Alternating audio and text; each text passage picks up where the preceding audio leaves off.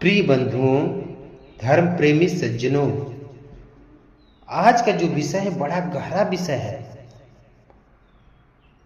आज के जो विषय में हम आप सभी को परमात्मा की प्राप्ति का सच्ची साधना बताएंगे। परमात्मा कैसे मिलेंगे, हमें परमात्मा का असली साधना कैसे मिलेगा, परमात्मा का असली साधना क्या है, परमात्मा का मूल साधना मूल भेद क्या है। तो इस विषय पर आज सभी को हम अवगत कराएंगे, बताएंगे। इस वीडियो को बंधु आप लोग ध्यान से सुनिएगा और इस वीडियो को शुरू से लेकर लास्ट तक सुनिएगा और इस वीडियो को लाइक शेयर सब्सक्राइब जरूर करिएगा ताकि हम कोई भी वीडियो डालें तो आप लोग को पहले मिले। और इस वीडियो को सेवा समझकर दूसरे तक भी पहुंचाने का कार्य करिएगा ताकि आप लोग के साथ साथ उस जीव का भी कल्याण हो। तो बंधुओं, चलिए हम आप लोग को परमात्मा की सच्ची साधना के बारे में सदगुरु कबीर साहब की वाणी और उनके विचारों द्वारा बताने जा रहे हैं। साहिब बता रहे हैं बंधुओं कि वार पार सुभर भरा जाका वार न पार, खालिक बिन खाली नहीं सुई चेता संसार। बंधुओं, इस साखी में साहिब क्या कर रहे हैं कि पार ब्रह्म सुभर भरा जाका वार न पार, खालिक बिन खाली नहीं सुई चेता संसार। साहब बता रहे हैं पार ब्रह्म माने परमात्मा, उसी को कह रहे हैं कि पार ब्रह्म सुभर भरा जाका वार न पार। बंधुओं, परमात्मा का कोई अंत नहीं है, वार पार नहीं है। परमात्मा अनंत है, उनका कोई अंत नहीं है। परमात्मा बहुत विराट है। पार ब्रह्म सुभर भरा जाका वार न पार, परमात्मा पार ब्रह्म का अर्थ होगा परमात्मा, इनका वार पार नहीं है, ये अनंत है, विराट है। अब आगे साहिब क्या बोल रहे हैं, खालिक बिन खाली नहीं सुई जेता संसार। खालिक मतलब परमात्मा के बिना धरती सुई के नोक बराबर भी खाली नहीं है। जहां पर परमात्मा न हो ऐसी कोई जगह खाली नहीं है बंधुओं। हर जगह कण कण में परमात्मा है, जर्रे जर्रे में परमात्मा है, हर जगह परमात्मा विराजमान है। इसी को साहिब कह रहे हैं कि सब घट साइया अगम अपार अलेख। साहिब क्या कर रहे हैं बंधुओं कि सबके घटों में परमात्मा है, अगम अपार अलेख। परमात्मा सबके घटों में व्याप्त है, सबके घटों में विराजमान है। अब बंधुओं, कुछ लोग इस बात को लेकर के कि साहिब सबके घटों में है, तो इस बात को लेकर, इस विषय को लेकर मूर्ति में ढूंढने लगते हैं, तीर्थ व्रत में ढूंढने लगते हैं, व्रत उपवास में ढूंढने लगते हैं। तो परमात्मा उनको कहां से मिलेंगे। कुछ लोग गंगा जमुना में ढूंढने लगते हैं, नदी में ढूंढने लगते हैं, मूर्ति की पूजा में करते हैं, मंत्र का उच्चारण करते हैं, आदि जाप करने लगते हैं, तो भी उनको परमात्मा कभी नहीं मिलते हैं, न मिलेंगे, क्योंकि परमात्मा वहां है ही नहीं। तो बंधुओं, अब हम आप लोग को सच्ची साधना की ओर ले चल रहे हैं। आप लोग को विधिवत तरीके से समझाएंगे, बताएंगे। इसको ध्यानपूर्वक आप लोग सुनिएगा। आप सभी लोग, कोई परमात्मा का नाम लेता है, कोई परमात्मा के लिए भजन गाता है, कोई परमात्मा के लिए पूजा करता है, कोई आरती करता है, कोई सुमिरन करता है, कोई शरीर में ध्यान करता है। मगर बंधुओं, परमात्मा किसी को मिलते नहीं है। आज तक कोई नहीं बताया कि हमें परमात्मा मिले हैं। इसलिए नहीं मिले हैं कि जहां परमात्मा मिलेंगे, जहां परमात्मा रहते थे, उसका वो सच्चा भेद जानता ही नहीं है। केवल यही जानता है कि परमात्मा कण कण में है, परमात्मा हर जगह विराजमान है। इसी ध्येय पर वो चलता है बंधुओं। इसीलिए पीथर पाथर में खोजता है, गंगा जमुना में खोजता है, काशी में खोजता है, कैलाश में खोजता है, लेकिन उसको मिलते नहीं है। वो कितना ही सुमिरन करता है लेकिन उसको मिलते नहीं है बंधुओं। कहां मिलेंगे, साहिब आगे युक्ति में बता रहे हैं कि तुम हमें तीर्थ में, व्रत में, उपवास में, गंगा जमुना में मत ढूंढो, मैं वहां नहीं हूं। क्योंकि जिस तरह से बंधुओं साहिब एक उदाहरण देके बता रहे हैं कि जैसे एक कटोरा घी ले लो, अरे दूध ले लो, दूध मतलब दूध का यहाँ संज्ञा आत्मा को दी गई है बंधुओं, और घी परमात्मा का दिया गया है। अगर एक कटोरा तुम दूध ले लो, अगर दूध में, दुनिया जानती है कि नहीं, दूध में कण-कण में घी है, दूध के कण-कण में घी है, लेकिन वो उसका एक सिस्टम है बंधुओं, उसका एक विधि है, एक तरीका है कि वो घी कैसे आपको मिलेगा, कैसे उस घी को प्राप्त कर पाएंगे। जैसे आप एक कटोरा में घी ले लिए, दूध ले लिए, और उस दूध के आगे आप कितना हो माला फेरे, कितना हो अगरबत्ती धराए, कितना हो पूजा पाठ करे, कितना हो ध्यान करे, कितना हो सुमिरन करे, क्या बंधुओं आप लोग को घी उसमें मिल सकता है? नहीं बंधुओं, इसलिए नहीं मिलेगा कि जो सिस्टम है, जो उसका विधि है, वो प्रक्रिया को करना पड़ेगा, उस सिस्टम को पर चलना पड़ेगा, तब वो घी आपको प्राप्त होगा, नहीं तो नहीं होगा। जैसे आप दूध ले लिए, दूध को पात्र में डालेंगे, फिर उसको गर्म करेंगे, फिर उसमें जावन डालेंगे, फिर दही जमाएंगे, इसके बाद फिर उसको मथेंगे, मथने के बाद जो उसमें से मक्खन निकलता है, फिर उस मक्खन को भी फिर घी पर आग पर तपाना पड़ता है, और जब आग पर तपाएंगे तो असली घी निकलता है बंधुओं। तो परमात्मा इसी को एग्जाम्पल देकर, उदाहरण देकर इस जीव पर समझा रहे हैं, इस जीव पर उदाहरण दिए हैं कि उसी तरह से दूध यहाँ आत्मा है और घी कौन है? परमात्मा है। दूध को आत्मा की संज्ञा दी गई है और घी को परमात्मा की संज्ञा दी गई है बंधुओं। नहीं तो आप दूध को आके रख करके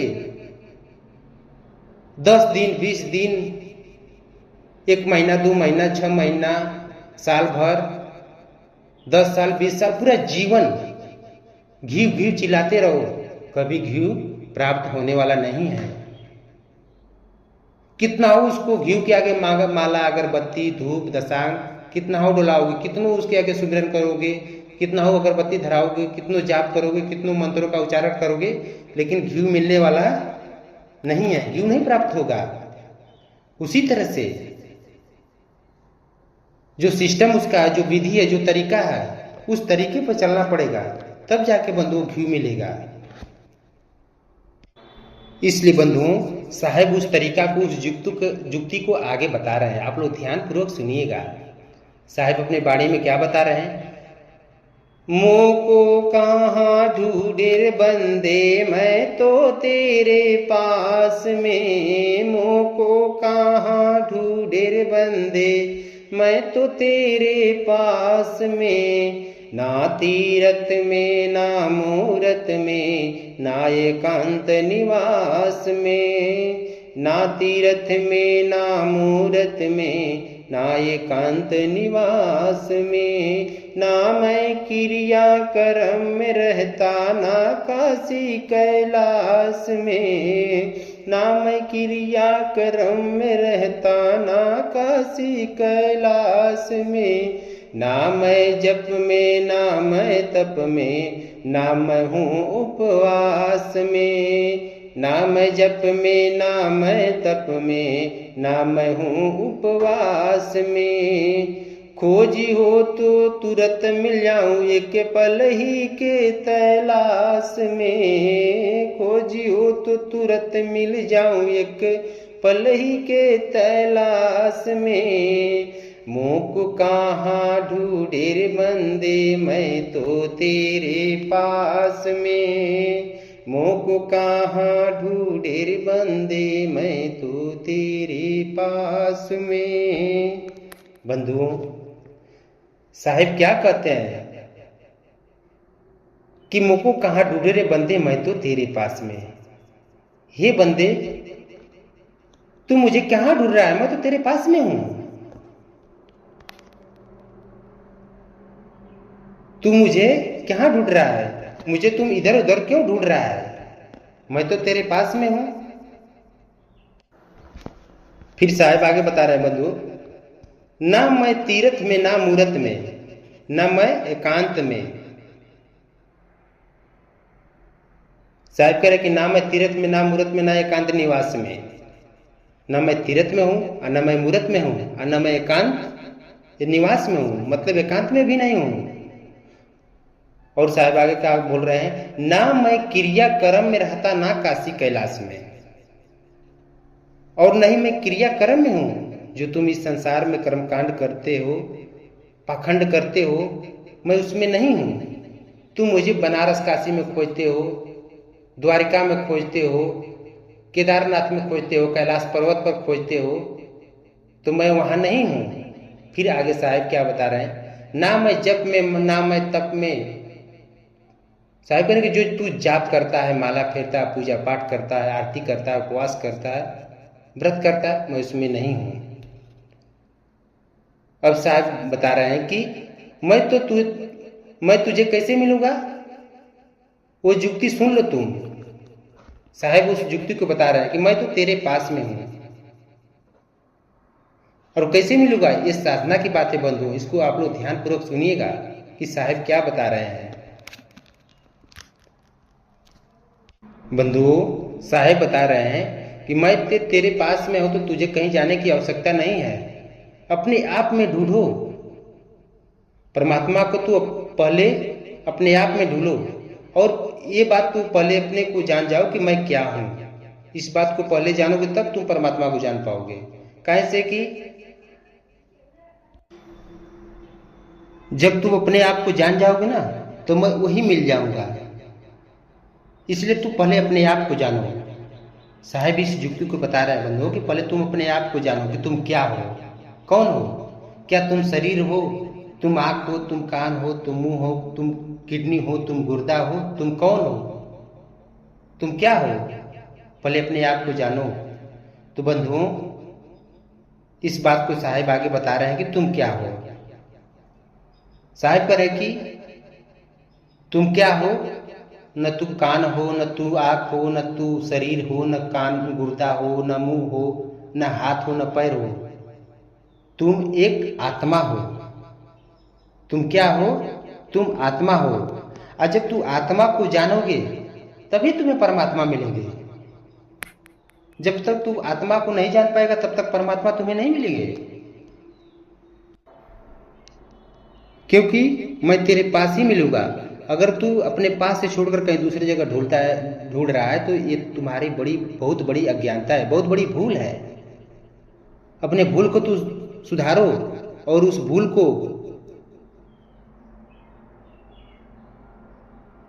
परखो। समझो कि इस बात को कैसे जानोगे और कैसे इसका ज्ञान करोगे। तुम्हारी जो सच्ची साधना है वो साधना क्या है। तो बंधुओं, आगे साहब बता रहे हैं कि आत्म चिन्ह परमात्म चिन्ह संत कहावे सोई, यही भेद काया से बाहर जाने बिरला कोई। बंधुओं, साहेब कह रहे कि आत्म चिन्ह परमात्म चिन्ह संत कहावे सोई, ये भेद काया के बाहर जाने बिरला कोई। बंधुओं, सतगुरु कबीर साहब इस साखी के माध्यम से गुप्त और रहस्यमय बात बता रहे हैं। बहुत गहरा बात बता रहे हैं कि हे मेरे प्रिय बंदे, परमात्मा को जानने के लिए सबसे पहले तुमको आत्मा को जानना पड़ेगा, क्योंकि परमात्मा आत्मा से सटी हुए हैं। इसलिए पहले तुम अपनी आत्मा को जान ले, आत्मा को छीन ले, आत्मा को समझ ले, तब तुझे परमात्मा मिल जाएंगे। क्योंकि आत्मा के पास परमात्मा है। क्योंकि सतगुरु कबीर साहब खुद कह रहे हैं कि मोको कहाँ ढूंढे रे बंदे, मैं तो तेरे पास में, मैं तो तेरे पास में हूं। तुम कौन हो, तुम आत्मा हो, तुम शरीर नहीं हो जो तुम शरीर में ढूंढते हो। शरीर की साधना करोगे तो मैं तुम्हें नहीं मिलूंगा, तुम्हारी साधना व्यर्थ चली जाएगी, क्योंकि मैं शरीर में नहीं हूं। हम तेरी आत्मा के पास हैं बंधु, परमात्मा आत्मा के पास है। इसलिए कह रहे हैं कि आत्म चिन्ह परमात्म चिन्ह संत कहावे सोई, यही भेद काया के बाहर जाने बिरला कोई। यदि तुझे परमात्मा को जानना है तो अपनी आत्मा को जान, और आत्मा परमात्मा को जानने का जो भेद है ना, वो काया से बाहर है, शरीर के अंदर नहीं है, शरीर के बाहर है। बंधुओं, यदि तू मुझे शरीर के अंदर खोजेगा तो मैं नहीं मिलूंगा। शरीर से बाहर खोजो, शरीर से बाहर जानो, शरीर के अंदर ढूंढेगा तो कभी नहीं मिलूंगा। भेद तो शरीर से बाहर है।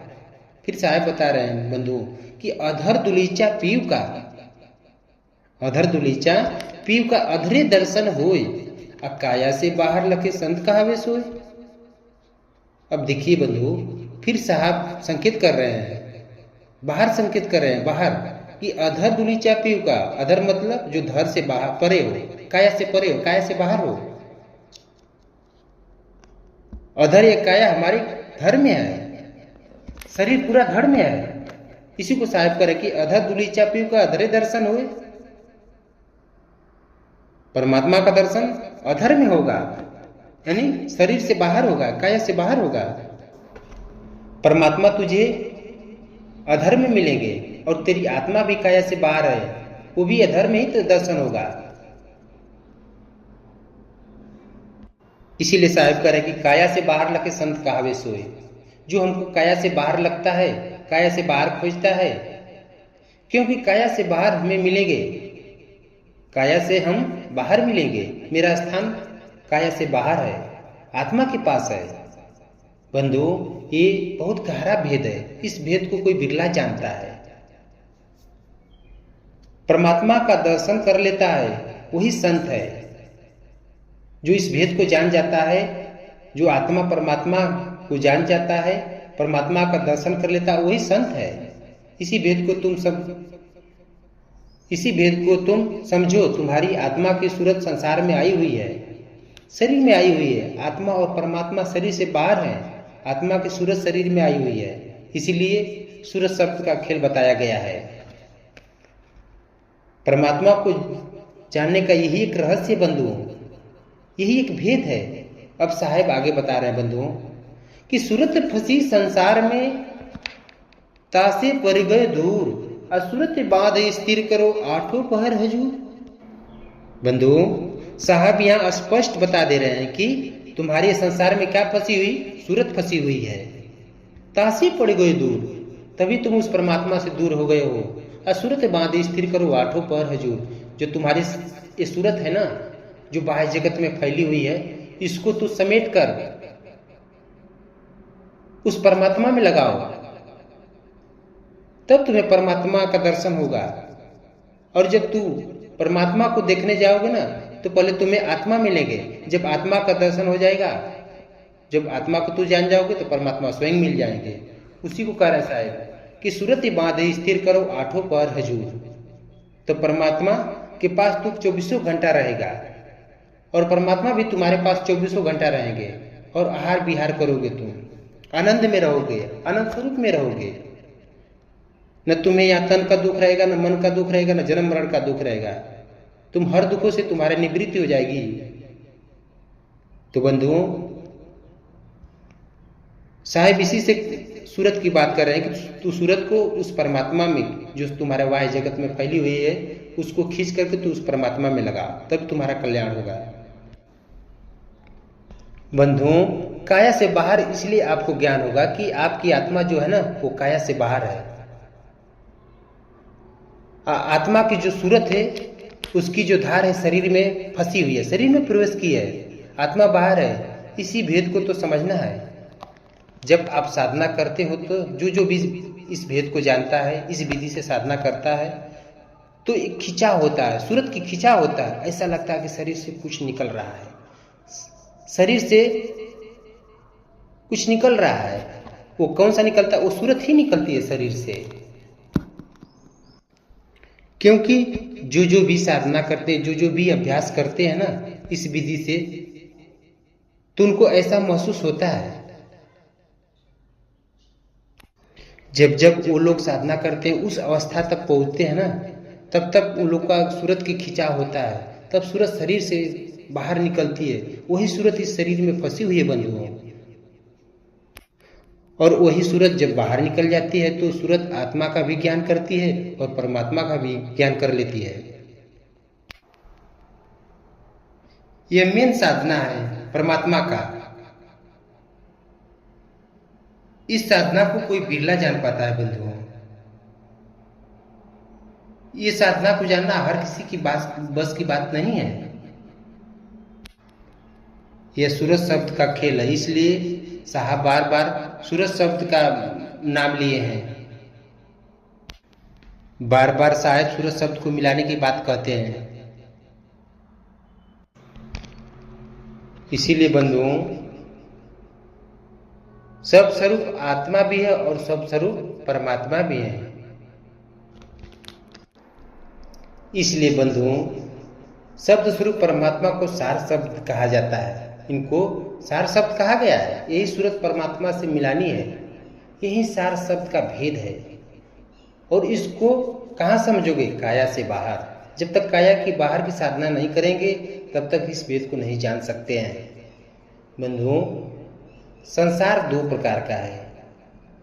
अब यहाँ पर इस बात को भी समझना है। इस बात को नहीं समझोगे तो आप लोग को दिक्कत हो जाएगी, मुश्किल में पड़ जाएंगे। ये संसार भी दो प्रकार का है। एक संसार तो वो है जो आप देख रहे हैं, ये बाह्य जगत जो इस आँख से, ये चांद, सूरज, आकाश, ये पूरा ब्रह्मांड और धरती, पवन, पानी, ये भी एक संसार है। और एक संसार आपके अंदर भी है, इसको भी साहिब संसार बता रहे हैं। इसी भेद को तो जानना बहुत जरूरी है। आपके जो अंदर संसार है, इसमें भी पिंड और ब्रह्मांड दोनों है। अब इस शरीर में अपनी सूरत को बाहर निकालनी है। साहिब क्या कर रहे हैं? सूरत फंसी संसार में, इस संसार में केवल तुम्हारी सूरत फंसी हुई है। वह जगत में आपकी दृष्टिगत सूरत फंसी हुई है। स्वभाव के अंतर्गत देखने में, सुनने में, खाने में, पीने में, ये सब में भटक रही है। इसी वाह्य जगत को, सूरत को परमात्मा में लगाना है। ये बाह्य जगत से समेट कर परमात्मा, बाह्य जगत से मोड़ करके परमात्मा में लगाना है। मगर जो अंदर जगत का संसार है बंधु, ये जो शरीर में संसार है, पिंड और ब्रह्मांड का, इसमें भी बाहर, इससे भी बाहर निकलना है। आपके लिए यही मेन साधना है।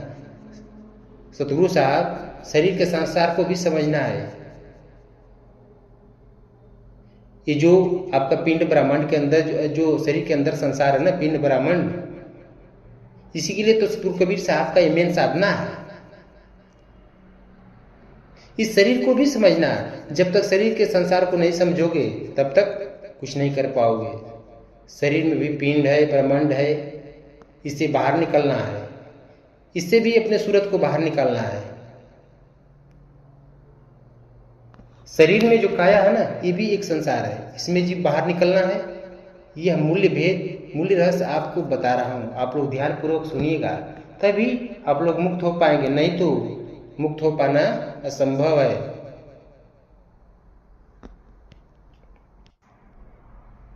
इसीलिए तो बंधु आगे साहिब वाणी में फिर बोल रहे हैं कि पिंड ब्रह्मांड दो से न्यारा। बंधु अपने वाणी में साहिब क्या बोल रहे हैं कि पिंड ब्रह्मांड दो से न्यारा, जानेगा कोई जाननहारा। बंधुओं, पिंड ब्रह्मांड दोनों से न्यारा है वो परमात्मा, और तुम पिंड ब्रह्मांड में ढूंढ रहे हो तो कैसे पाओगे? मुझे एक बात बताओ कि वस्तु कहीं खोजे, कहीं किस विधि आवे हाथ, सूरा सोई सराइये जो भेदी लीजिए साथ। साहिब कह रहे हैं कि वस्तु कहीं और है और तू खोज कहीं और रहा है, तो तुम्हें कैसे मिलेगा? उसी तरह से बंधु, तुम्हारी आत्मा काया से बाहर है और तुम खोज रहे हो शरीर के अंदर। तुम्हारी आत्मा और परमात्मा काया से बाहर है और तू शरीर के अंदर खोज रहा है, तो तुम्हें कैसे मिलेंगे? उसी बात को साहिब कह रहे हैं कि वस्तु कहीं खोजे, कहीं किस विधि आवे हाथ, कहे कबीर तब पाइए जब भेदी लीजिए साथ।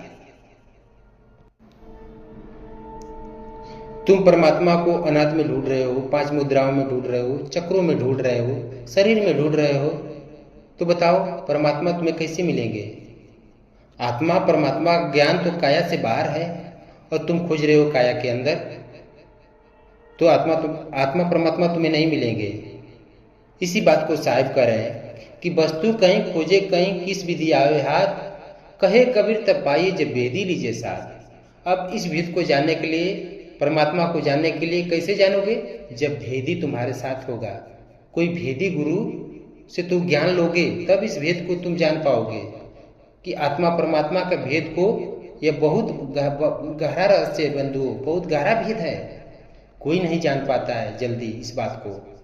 बहुत परम विवेकी जो संत होते हैं, जो परम विवेकी साधक होते हैं, वही इस भेद को जान पाते हैं। इसलिए बंधुओं फिर आगे साहब कहते हैं, ऐसी तीखी सूरत है फोड़ गई ब्राह्मण, पीव निराला देखिया सात दीप नौखंड। अब देखिए साहब क्या कर रहे हैं, फिर काया से बाहर बता रहे हैं। ऐसी तीखी सूरत है फोड़ गई ब्राह्मण, जब ज्ञान हो जाता है तब सूरत शरीर से बाहर निकल जाती है, पिंड ब्राह्मण से बाहर हो जाती है। उसी को साहब कह रहे हैं कि ऐसी तीखी सूरत फोड़ गई ब्राह्मण। तुम्हारी सूरत इतनी तीव्र है, जब आप बार बार अभ्यास करते हैं, साधना करते हैं ना, साधना में मन लगाते हैं, जो तुम्हारा स्थान, जो अपने गुरु के द्वारा जो तुम भेद पाए हो, जो स्थान पाए हो, अगर वहां तुम आप ध्यान लगाते हो ना, तो वो सूरत बाहर निकल जाती है फोड़ करके। इतनी शरीर तब उस समय शरीर इतनी तीव्र हो जाती है, जब ये आत्मा से जब ये सूरत जब वहां पर लगती है दसम द्वार पर, जो मतलब बताए हैं, तो ये शरीर इतनी तीखी हो जाती है कि ये काया से, ये जो सूरत है काया से बाहर निकल जाती है, जो इस शरीर में फंसी हुई है। उसी को साहब करें कि ऐसी तीखी सूरत है फोड़ गई ब्राह्मण, पीव निराला देखिया सात दीप नौखंड। साधना करते करते साधक को जब वो कंडीशन, वो अवस्था प्राप्त होता है ना, तो शरीर इतनी महीन हो जाती है कि शरीर से काया से ये सूरत शरीर से बाहर निकल जाती है। उसी को साहब कर रहे हैं कि ऐसी तीखी सूरत है फोड़ गई ब्राह्मण, पीव निराला देखिया सात दीप नौखंड। परमात्मा को निराला देखते हैं, काया से बाहर देख लेते हैं कब, जब हमारी सूरत पिंड और ब्रह्मांड से निकल जाती है, जब शरीर से बाहर साधना करते हैं। यह मूल भेद जान लो, अन्य किसी गलत भेद में मत फंसो, नहीं तो तुम्हारा साधना गलत है, तुम इस साधना में सफल नहीं होगे। फिर साहेब आगे बता रहे हैं बंधु,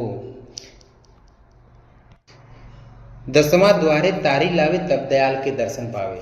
बंधु ये बीजक का शब्द है, ये बीजक की बात है। साहेब बता रहा है कि 10वां दरवाजे पे ध्यान करोगे तब परमात्मा का दर्शन होगा।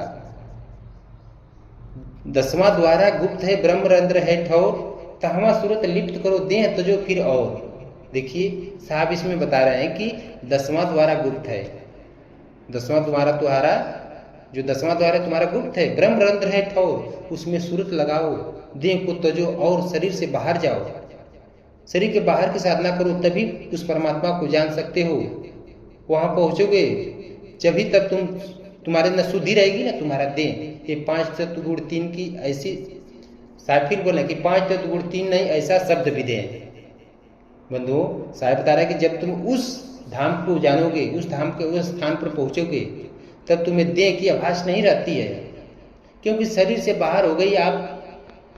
जब आप शरीर से बाहर हो गए, जब काया से बाहर हो गए, तो वो ज्ञान 5 तो 3 गुण वाला नहीं रहता है, अब वो अवस्था खत्म हो जाती है।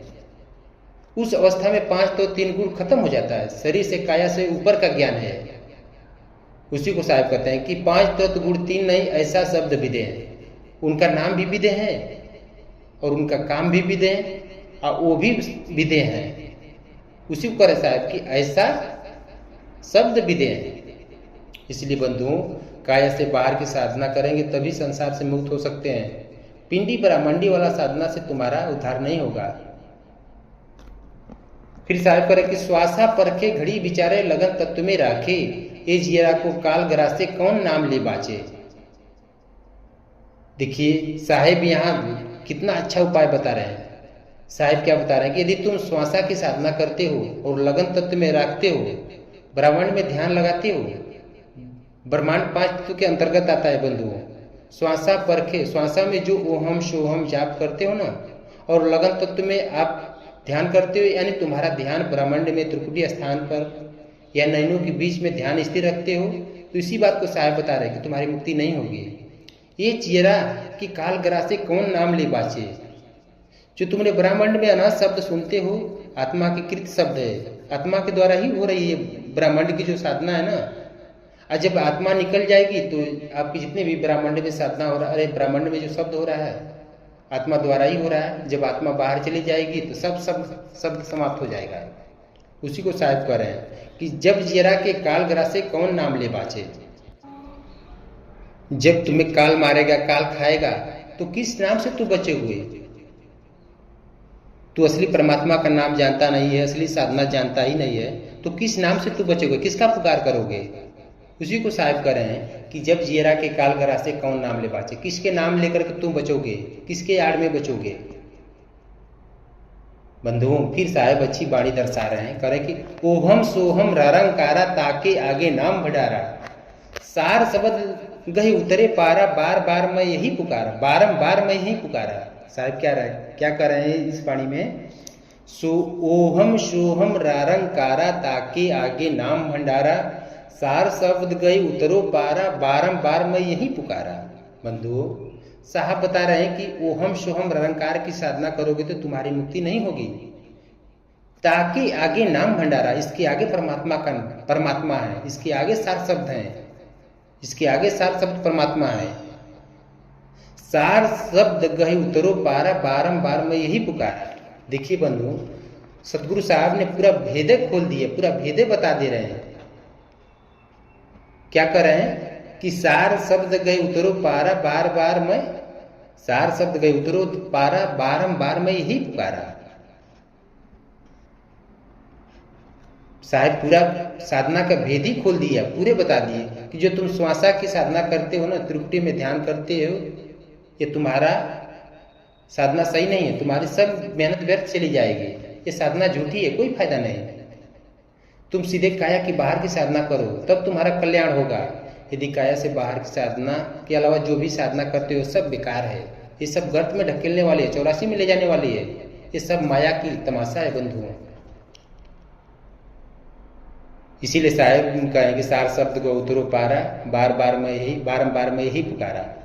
साहब कह रहे हैं कि तुम सार शब्द उस परमात्मा के बात को मानो, उनकी बातों को, उनके विचारों को, उनके वाणियों पर चलो, उनकी बातों को, उनके ज्ञानों को ग्रहण करो और सच्चे भेदी गुरु को बनाओ, और उनके गुरु, उस गुरु के बताए हुए जो परमात्मा सार शब्द हैं कि वाणी द्वारा बता रहे हैं, उनको, उस साधना को करो और उस आत्मा परमात्मा को चीन लो, जान लो, उनका दरस स्पर्श कर लो, तभी तुम्हारा इस संसार से, इस आवागमन से मुक्ति मिलेगी, जन्म मरण का दुख से बचोगे, नहीं तो तुम्हें दूसरा कोई उपाय नहीं है बंधुओं।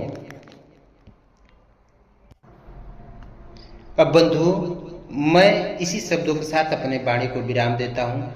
बोलिए परमपिता परमात्मा सतगुरु बंदी छोर कबीर साहब जी के चरणों में साहब बंदगी, परम पूजनीय गुरुदेव महाराज जी के चरणों में साहब बंदगी, साहब बंदगी, साहब बंदगी।